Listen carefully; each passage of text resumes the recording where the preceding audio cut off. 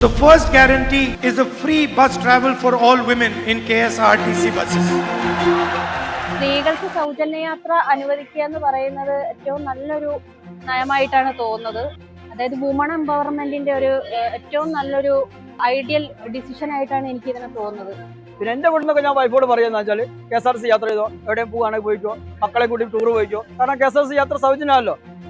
സ്ത്രീകൾ കൂടുതൽ കയറും, പുരുഷന്മാർ കയറാണ്ടാവും. പ്രൈവറ്റ് ബസ്സുകാർക്ക് ഇത് കുറയും, കാരണം സ്ത്രീകളൊക്കെ KSRTC ബസ് കയറും, പ്രൈവറ്റ് ബസ് കയറൂല. അപ്പോൾ എല്ലാവരുടെ ഇതൊരു ബുദ്ധിമുട്ടാണ് ഉണ്ടാവുന്നത്. ഒരു പോസിറ്റീവ് കാര്യം എനിക്ക് തോന്നുന്നു.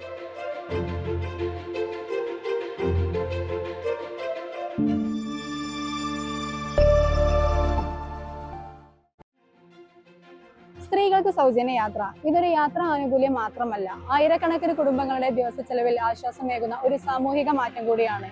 ജോലി, പഠനം, ചികിത്സ എന്നിങ്ങനെ വിവിധ ആവശ്യങ്ങൾക്കായി പൊതുഗതാഗതത്തെ ആശ്രയിക്കുന്ന സ്ത്രീകൾക്ക് ഇത് സാമ്പത്തിക സ്വാതന്ത്ര്യത്തിലേക്കുള്ള ഒരു പുതിയ ചുവടുവെപ്പായി മാറിയേക്കാം.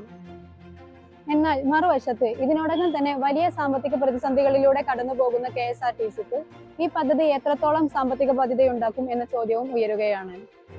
നിലവിലെ ശമ്പളവും പെൻഷനും ഉൾപ്പെടെയുള്ള വലിയ ചിലവുകളോടൊപ്പം സൗജന്യ യാത്ര നടപ്പിലാക്കിയാൽ കോടികളുടെ അധിക ഭാരവും സർക്കാർ കണ്ടെത്തേണ്ടതായി വരും. ഞാനൊരു KSRTC യാത്രക്കാരിയാണ്. ഡെയിലി എനിക്ക് 100 രൂപ ഞാൻ KSRTC തന്നെ കൊടുക്കാറുണ്ട്. എൻ്റെ വീട് കുരാച്ചുണ്ടാണ്. അപ്പോൾ അതുകൊണ്ട് തന്നെ അത് വളരെ നല്ല അഭിപ്രായമാണ്. അങ്ങനെ വരികയാണെങ്കിൽ ഒത്തിരി സന്തോഷമുള്ള കാര്യം. കാരണം തമിഴ്നാട്ടിലൊക്കെ ഇപ്പോൾ സൗജന്യമായിട്ട് സ്ത്രീകൾക്ക് യാത്രയുള്ള അവസരം ഉണ്ടല്ലോ. അതിനുള്ള നടപടികൾ ആരംഭിച്ചിട്ടുണ്ട് എന്നാണ് ഇപ്പോൾ അറിയാൻ കഴിഞ്ഞിട്ടുള്ളത്. എന്തായാലും വാഗ്ദാനങ്ങളൊക്കെ നിറവേറ്റുവാണെങ്കിൽ ഒത്തിരി സന്തോഷം.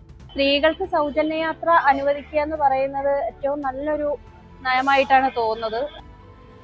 അതായത് വുമൺ എംപവർമെന്റിന്റെ ഒരു ഏറ്റവും നല്ലൊരു ഐഡിയൽ ഡിസിഷൻ ആയിട്ടാണ് എനിക്ക് ഇതിനെ തോന്നുന്നത്. അതുപോലെ തന്നെ ഫ്യൂച്ചറിൽ സ്ത്രീകൾക്ക് അനുകൂലമായിട്ടുള്ള ഇപ്പം സ്ത്രീകളുടെ ഒരു ഫിനാൻഷ്യൽ ഡിപ്പെൻഡൻസിയെ കൂടി സ്വാധീനിക്കാൻ സാധ്യതയുള്ളൊരു വിഷയമാണിത്. കാരണം ഒരുപാട് സ്ത്രീകൾ ഇപ്പോൾ യാത്ര ചെയ്യാൻ അല്ലെങ്കിൽ ഇപ്പോൾ എന്തെങ്കിലും കാര്യം സെർച്ച് ചെയ്യാൻ പോകാനൊക്കെ ബുദ്ധിമുട്ടുന്നുണ്ട്. അപ്പോൾ അങ്ങനെയുള്ള സാഹചര്യങ്ങളിലൊക്കെ അവർക്ക് സൗജന്യ യാത്ര പലപ്പോഴും ഒരു ഉപകാരമായി മാറും. അത് മാത്രമല്ല അവർക്ക് ഒരു ഫിനാൻഷ്യലായിട്ടൊരു കുറച്ചും കൂടെ ഒരുപാട് പൈസ നഷ്ടപ്പെടുത്തുന്നത് കുറച്ച് കുറയ്ക്കാൻ പറ്റും. അതിനെപ്പറ്റി പറഞ്ഞാൽ എല്ലാ ബസ്സിലും സൗജന്യമായിട്ട് കിട്ടണം KSRTCന്റെ. പുരുഷന്മാർക്ക് പ്രശ്നമൊക്കെ ഉണ്ടാവും, എന്നാലും നമുക്കിവിടെ സ്ത്രീകൾക്കാണല്ലോ ഇപ്പം എല്ലാത്തിനും മുൻഗണന ഉള്ളത്. അപ്പോൾ ആദ്യം സ്ത്രീകൾ, അത് കഴിഞ്ഞിട്ട് പുരുഷന്മാരാക്കാം. എല്ലാ സ്ത്രീകൾക്കും KSRTC ബസ്സിൽ ഫ്രീ ആയിട്ട് യാത്ര ചെയ്യുന്നതിനോട് എനിക്ക് അത്ര താല്പര്യമൊന്നുമില്ല. പുരുഷന്മാരും അതുപോലെ ബുദ്ധിമുട്ടുള്ളവരും ഒക്കെ ഉണ്ടാവുമല്ലോ.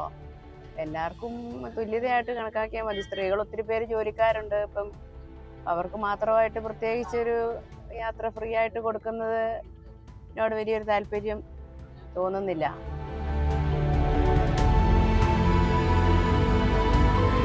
ക്ലിയർ ആയിട്ടൊരു ജെൻഡർ ഡിസ്ക്രിമിനേഷൻ കാണുന്നുണ്ട്.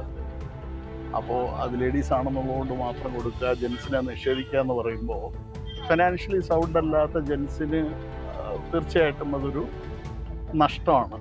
അതൊന്ന്.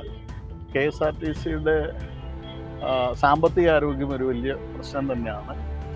ഇത് ചെയ്യാൻ പോയാൽ വളരെ ദയനീയമായ അവസ്ഥയിലേക്ക് KSRTC പോകും. അല്ലെങ്കിൽ സർക്കാർ അത് കോമ്പൻസേറ്റ് ചെയ്യേണ്ടി വരും. ഉന്നയിച്ച വാഗ്ദാനങ്ങളൊക്കെ നല്ല വാഗ്ദാനങ്ങളാണ്. പക്ഷെ ഒന്ന് നമ്മളെ പ്രൈവറ്റ് ബസ്സുകാരെ മർമ്മത്തടിക്കുന്ന വാഗ്ദാനമായി പോയി. അത് വേണ്ടിയില്ലായിരുന്നു. അത് ചിലപ്പോൾ ഭരണം കിട്ടാൻ വേണ്ടിയിട്ട് പറഞ്ഞ വാഗ്ദാനമായൊരു